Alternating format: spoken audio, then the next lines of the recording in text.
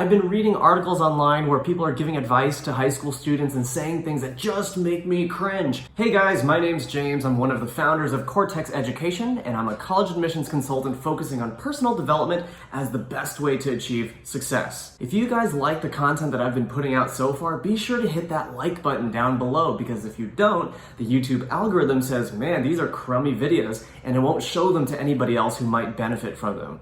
Also, hit the notification bell and the subscribe button because you don't want to miss any of the content that I have coming out in the coming weeks, especially as the situation with coronavirus is evolving. I'm going to help you stay right on top of what's going on and help you understand how to take the next steps. But let's get into today's topic. This has been an unprecedented time in college admissions with everything that's been going on. We've seen colleges coming out and not requiring standardized testing this year. We've seen other colleges not even saying that they won't even look at standardized testing scores this year.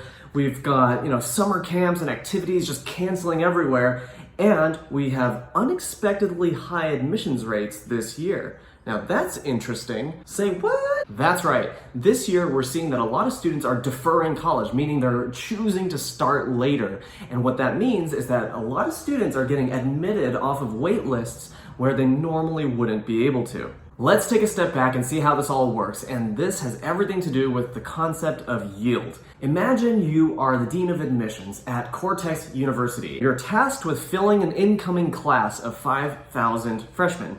And historically that about half of students who are accepted to Cortex University actually end up going, right? The other ones may end up at other colleges, that are similarly competitive. So if you're trying to fill 5,000 spots, you might admit 9,000 students. Now, why don't we just admit 10,000 students if we're trying to fill a 5,000 student class and we know that the yield is 50%? Well, the reason is that things can change each year from the time that all the students are admitted to the time that students actually accept or not accept their offer of admission. Things can change, and so the colleges will typically be a little bit conservative. So let's say, for the sake of our example, that you admit 9,000 students, and about, let's say this is a normal year and half of those students actually decide to enroll at Cortex University. That means you have 500 spots left. So what you start doing as the Dean of Admissions is you start to offer acceptance to students on the wait list until you fill your 5,000 student class. All right, what's happening this year? Well, we're hearing a lot of reports about how more students than usual are being admitted off of wait lists. And what that tells us is that the yields are unexpectedly low this year. And we've also seen reports that a lot of students are choosing not to go to school this fall. Maybe they're delaying by a quarter or a semester or a year, or they're in a financial situation where they actually don't want to go to college at all for the foreseeable future. They want to work first, get everything settled financially, and then they start college. What that tells us is that actually this year, our yields are actually looking pretty low for different colleges. And what that means is that colleges are accepting more students in order to fill their incoming classes. And what all of that means is that at the end of the day, we have higher admissions rates than usual for the incoming class of college freshmen this fall. All right, so what's happening to all those students who are not going to college this fall? Well, as I said, some of them are going to work first before college.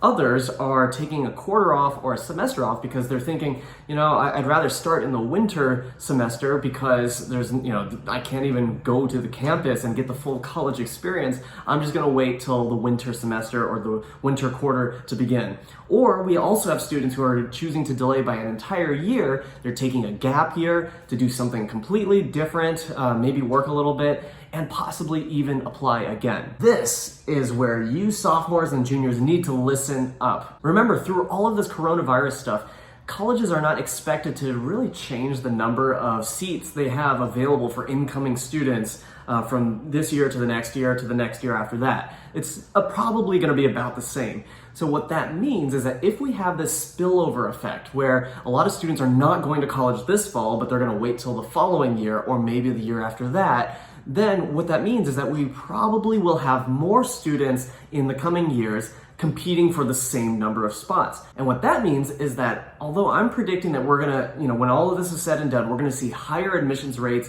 for the incoming class of 2020, we're going to see lower admissions rates for 2021 and possibly even 2022. But there's a huge countervailing factor that we have to consider, and this is something that might actually boost those admissions rates back up with a huge caveat, a huge asterisk. I'll tell you about that in just a second.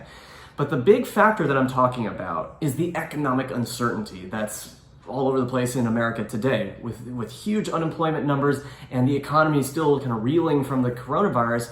A lot of families are feeling the financial pinch of this pandemic. As a result of that, the cost of college, which has been skyrocketing in recent years, is going to become unaffordable for a lot of families. Because this country's economic recovery will probably be pretty long and arduous, according to most experts out there, then what we're probably going to see is a couple of years where the cost of college is going to be prohibitive for a lot of families, and that's going to take some of that demand away from the college seats.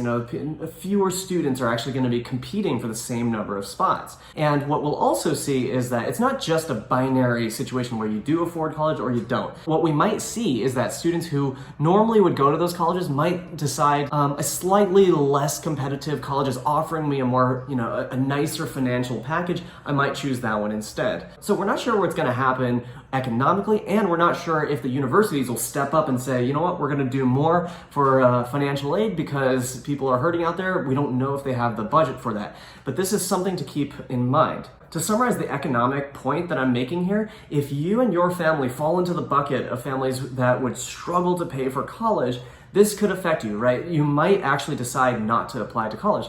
But if you're in the bucket of families where you're like, you know what, like we're gonna somehow make it work, maybe we'll borrow, maybe we'll, or we have the savings for it, then what I would expect is that the economic uncertainty that's going on in this country and is expected to happen for at least a couple more years is probably gonna help you in the college admissions process. So whether this pandemic will actually help or hurt your chances of getting into college depends on, first of all, your family's financial situation. And secondly, it's going to depend on whether this spillover effect where students are declining to go to college this year because they want to wait till next year or even the year after that, whether that number of students is going to outweigh the number of students who are just out of the college thing altogether. So we don't know exactly what's going to happen in the next 12 to 24, possibly even 36 months in college admissions. But what we can do is focus on the things that we can control. Right? I teach my students this all the time, right? And this is something that we all need a reminder of every so often, which is let's focus on the things we can control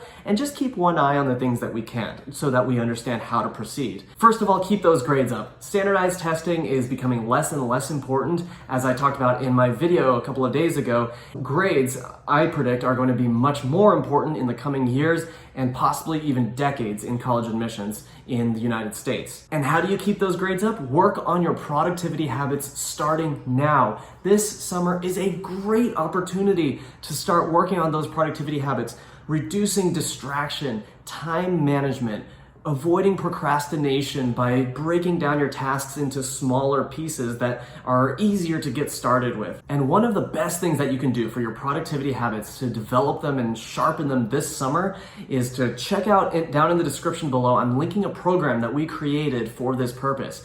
The idea is to keep you on track this summer so that you can make progress in all kinds of ways on college admissions, including building those productivity habits that are so essential, but that are never really taught in school. And aside from academics, make sure you're staying on top of your extracurriculars. This is so key. I've been reading articles online where people are giving advice to high school students and saying things that just make me cringe. Things like, if your summer programs got canceled, write that anyway on your college applications and just say, it was canceled due to COVID-19. That is a terrible piece of advice because if you're just stopping there and you're saying, it was canceled, that's not very impressive. What you should do is, sure, if you have room on your application, say that you were about to attend a program and it was canceled. Doesn't matter, that's fine.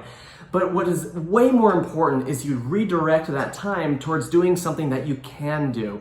And the internet makes it more possible than ever to make progress on your activities, make an impact in your world, in whatever field you're interested in. So you really absolutely have to continue doing what you're doing, just in a different format. And it may not be your favorite format, but you can absolutely make progress in your activities this summer, even without the ability to see people and interact with them in person. Remember, college admissions officers are still looking for the same traits, whether or not there's a pandemic going on. And these traits, remember, are things like intellectual vitality, service to others, leadership and initiative, and resilience. That's a big one this summer. That's the reason that we need to say, okay, like even in a pandemic situation, we have to still make progress. We still have to move forward. The challenges are real. I'm not minimizing them, but it's up to us to continue to contribute to our world positively and experience internal growth as a result of our efforts, even at a time like this. Hopefully you liked this video and you found it interesting. If you did, hit that like button below, because as I said at the beginning of this video, if you don't hit the like button, then the YouTube algorithm won't show this to anybody else who might benefit from it.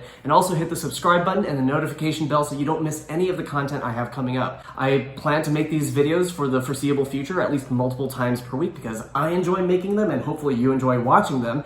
And I think it's really important to stay on top of all of these developments that are happening in the world. Again, my name is James. I'm one of the founders of Cortex Education, and I'm a college admissions consultant focusing on personal development as the best way to achieve success. Thank you so much for watching, and I'll see you next time.